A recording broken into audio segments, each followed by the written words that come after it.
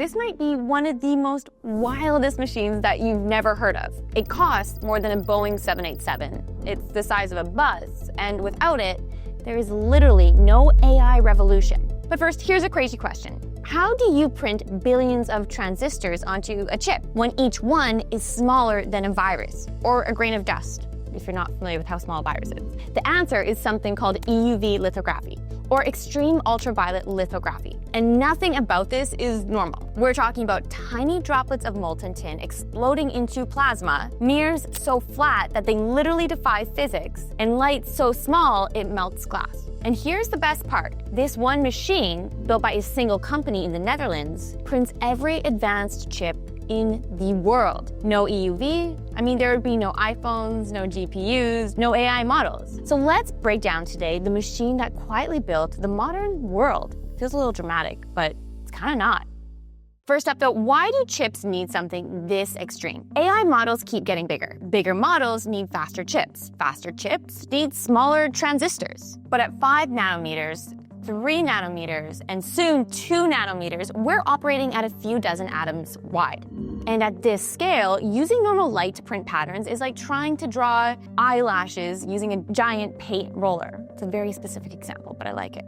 You need a pen that's much smaller. You need this for extreme ultraviolet light. Now, a little bit of technical detail here. For context, this deep is used for older chips. Physically cannot print features below this without complex multi-patterning. And that is why EUV had to exist. So first, let's answer the question, what exactly is EUV? Well, EUV stands for extreme ultraviolet light. It's a wavelength of 13.5 nm, and it's so tiny that glass absorbs it instantly, which really equates to you can't be able to shine it through a lens. You can't guide it with normal mirrors, and you can't produce it with LEDs, lamps, or regular lasers. So it brings up a question. Where do you get it? Here's a really it feels almost like a sci-fi part. Inside an EUV machine, tiny droplets of molten tin, which by the way, each are only 25 microns wide, are shot through a vacuum at 70 meters per second. A first laser pulse flattens each drop. A second, much stronger pulse hits it again and vaporizes it into a plasma hotter than the surface of the sun. Yes, here's a source. You can check it out yourself. It's kind of wild. And that plasma emits EUV light. Let me repeat that. Modern chips start with exploding tin droplets 50,000 times per second. And a technical detail here, the CO2 laser used is about 30 kilowatts and the plasma reaches around 220,000 Celsius. This is the only practical way, though, for humans to have to generate EUV light. How do people come up with this stuff? That is the real question. Let's talk a little bit about the flattest mirrors on Earth and why they're needed. So, okay, you've created EUV light. We just went through that. Now we have a new problem. You can't use the lenses. And normal mirrors, as we mentioned earlier, don't work either. So why is this, first of all? Well, because EUV is so energetic that anything imperfect will absorb it. And that is where ASML comes in. ASML built something almost unbelievable, which is the flattest mirrors ever created by humans.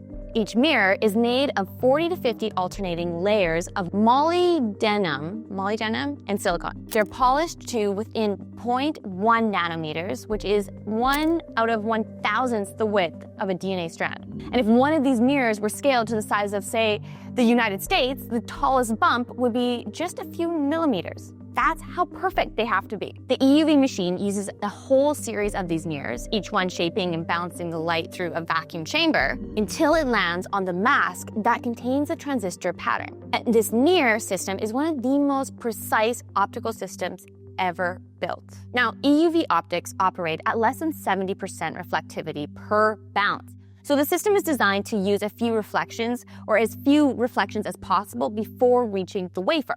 So then it brings up a question, how does EUV print a chip? Let's get into the actual printing of this. First up is a silicon wafer is coated with a chemical film called photoresist, which is a material that reacts to EUV light. When the patterned light hits the wafer, the photoresist changes shape at nanoscale.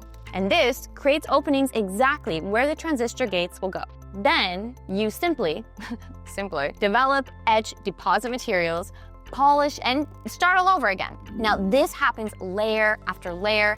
Sometimes it can go between 50 and 100 layers depending on the chip, and each layer must align to the one under it with a few atoms. Now, as a side note, for all you techies out there, current alignment tolerances for leading edge nodes are about 1.5 to 2.0 nanometer overlay accuracy. Very accurate. And this is how you get billions of transistors perfectly aligned in the space. I mean, without EUV, this level of precision is impossible. But it brings up the question then, how exactly did EUV enable the AI boom? Here's the part that most people really miss. AI didn't explode because of the algorithms suddenly improving. Neural networks have existed for decades. AI exploded because hardware scaled dramatically. And that hardware scaling happened because EUV made smaller transistors possible. Because get this, smaller transistors equals more compute, higher bandwidth memory, more cores per chip, lower power per operation.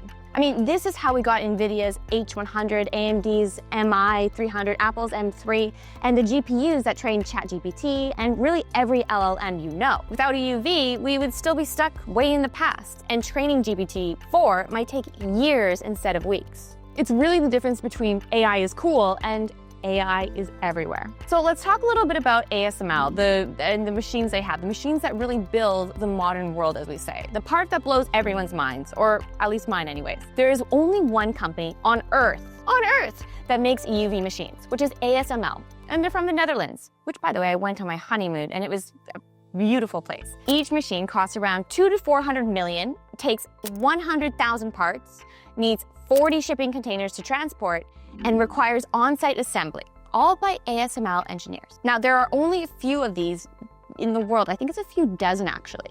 That would be a cool job.